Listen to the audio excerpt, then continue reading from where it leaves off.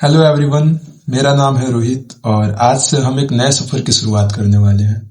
जैसा कि आप सभी के इंटरमीडिएट की बोर्ड परीक्षा की डेट्स काफी नजदीक आ रही हैं, सो मैंने एक डिसीजन लिया है कि मैं एक नया चैनल स्टार्ट करूंगा जिसपे कि मैं आप सभी को इंग्लिश और हिंदी जैसे विषयों के लिए गाइड करने वाला हूँ।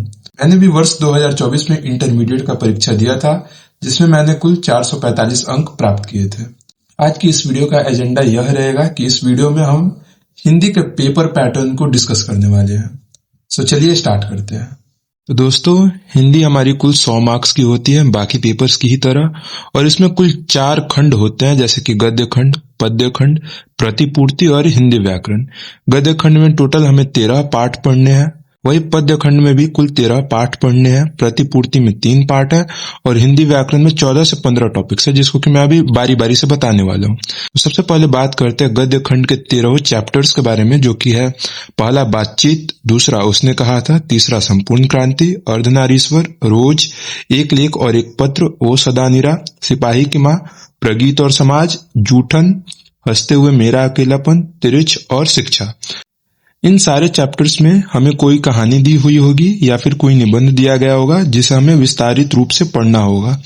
बात करें पद्य खंड में, जिसमें मूलतः कविताएं होती हैं, जिसमें कि हमारा पहला चैप्टर है कड़बक, दूसरा सूरदास के पद, तीसरा तुलसीदास के पद, छप्पै, कवित, तुमुल कोलाहल कलह में, पुत्र वियोग, ऊषा, जन जन का चेहरा एक, अधिनायक, प्यारे नन्हे बेटे को, हार जीत और गांव का घर है।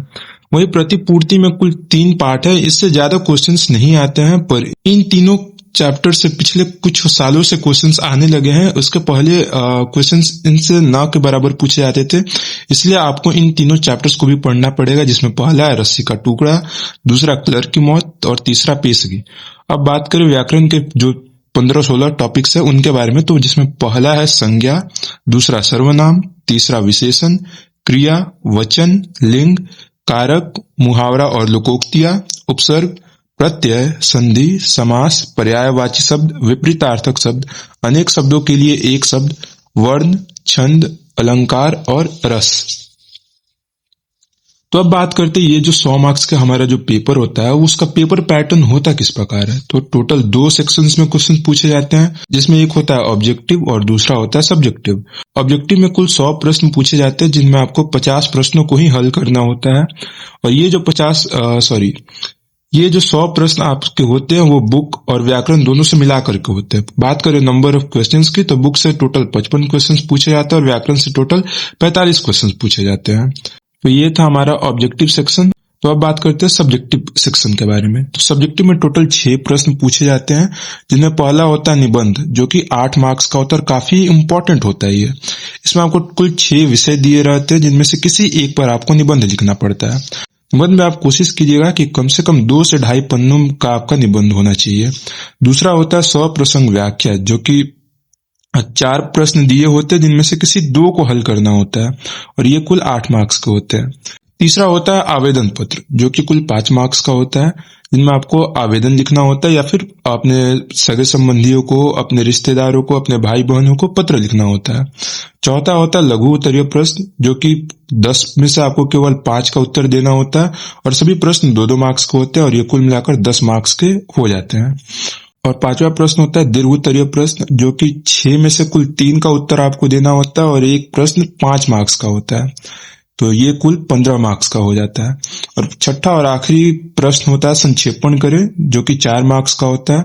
आपको 2 प्रश्न दिया होता है, उसमें से केवल एक को ही आपको उत्तर देना होता है। इसमें क्या होता है कि आपको कोई भी ये पैराग्राफ टाइप में दे दिया जाता है, उसी को आपको उसका 1/3 हिस्सा लिखना होता है, साथ में आपको कोई बढ़िया सा उसका एक टाइटल भी देना होता है। तो ये था हमारा हिंदी का पेपर पैटर्न। जल्दी ही मैं इन सभी चैप्टर्स की एक एक करके वीडियोस लाने वाला हूँ, लाइक समरी लाऊंगा और इम्पोर्टेंट ऑब्जेक्टिव क्वेश्चंस लाऊंगा, साथ में जो भी इम्पोर्टेंट सब्जेक्टिव क्वेश्चंस है वो भी लाऊंगा, और आपकी तैयारी को काफी अच्छे से पूरी कराने की कोशिश करूंगा। सो आज के इस वीडियो के लिए इतना ही। मिलते हैं अगली वीडियो में, जिसमें हम बात कर रहे होंगे चैप्टर नंबर 1 यानी बातचीत के बारे में। So that was it for today. मिलते हैं अगले वीडियो में। Thank you.